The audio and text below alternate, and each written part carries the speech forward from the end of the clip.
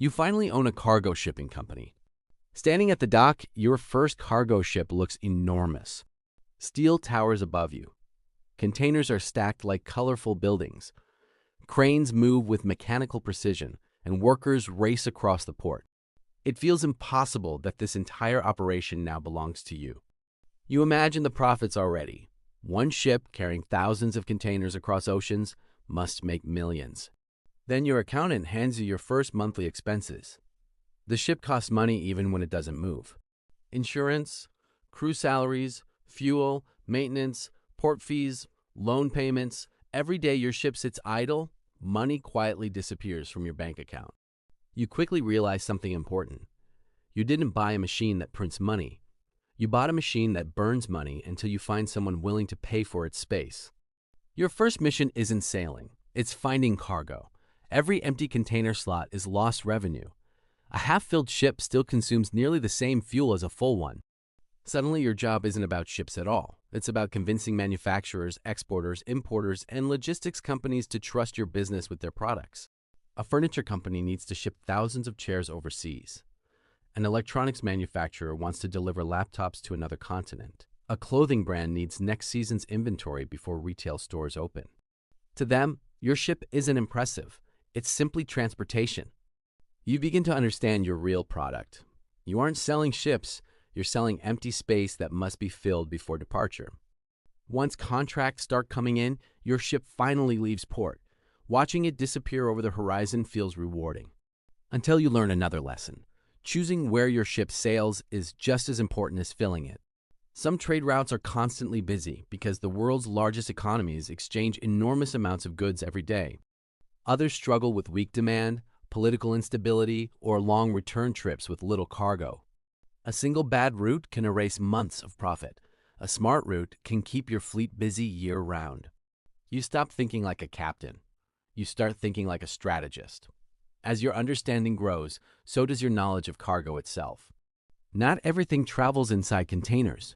Some ships carry mountains of iron ore for steel factories. Others transport grain that feeds entire countries. Massive tankers move crude oil and refined fuel across oceans. Specialized vessels carry liquefied natural gas at extremely low temperatures. Car carriers transport thousands of new vehicles inside floating garages. Refrigerated ships move fruit, seafood, medicine, and frozen food that must stay cold from departure to arrival. Every cargo type requires different ships, equipment, regulations, customers, and expertise. The shipping industry isn't one business, it's hundreds of businesses moving together. Eventually, your first ship earns enough profit to consider buying another. Expansion feels exciting until your responsibilities multiply. One ship becomes 3. 3 becomes 7.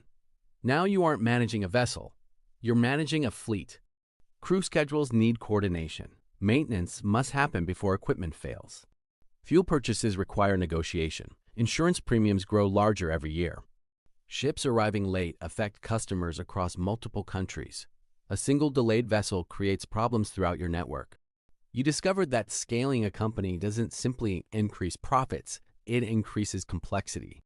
Then something unexpected happens. A conflict begins on the other side of the world. Certain shipping lanes become dangerous. Insurance costs rise overnight. Some customers cancel shipments. Others rush to move goods before restrictions appear. Your business changes even though nothing happened at your own port. Later, fuel prices suddenly double. Operating costs explode. Freight prices increase. Some competitors can no longer afford to operate. A port strike traps dozens of ships offshore. A major drought lowers water levels in an important canal, reducing the number of ships that can pass each day. A pandemic disrupts factories around the world. Products aren't being manufactured. Ships leave ports with fewer containers than expected. You slowly realize something most people never think about. Your company doesn't just depend on customers, it depends on the entire world functioning normally. You stop checking only shipping reports. You begin reading global news every morning because almost every international event can eventually affect your balance sheet. But global events aren't your only problems. Storms force ships to change course. Engines require emergency repairs. Containers are damaged during rough seas. Customs inspections delay deliveries. Crew members become sick. Navigation equipment fails. Ports become overcrowded, forcing vessels to wait offshore for days. Every unexpected problem has a price. Successful shipping companies aren't the ones that avoid problems. They're the ones that solve them faster than everyone else. As years pass, competition becomes tougher. Some rivals own dozens of ships, others own hundreds. The largest companies operate fleets so massive they connect nearly every major port on Earth. Trying to become bigger than them isn't realistic. So you choose a different strategy. You specialize. Perhaps your company becomes known for transporting refrigerated food with exceptional reliability. Maybe you focus on heavy industrial equipment. Perhaps you build long-term partnerships with automobile manufacturers. Instead of competing everywhere, you become excellent somewhere. Customers return because they trust consistency more than promises. Your reputation quietly becomes one of your most valuable assets. Eventually, you notice something interesting. You spend less time thinking about ships. Most of your day is spent coordinating people, contracts, regulations, schedules, maintenance, technology, financing, customer relationships, and risk. The ships are simply one part of a much larger system. You've stopped being a ship owner. You become the manager of a global logistics network. One day you stand at the port again. This time, multiple vessels carrying your company logo are loading thousands of containers destined for countries you've never visited. Inside those containers are products people will buy without ever wondering how they arrived. Someone orders a phone online. Someone buys fresh fruit at a supermarket. A hospital receives medical equipment. A factory gets the steel it needs to continue production. Behind each of those moments is an invisible chain of decisions, planning, and transportation.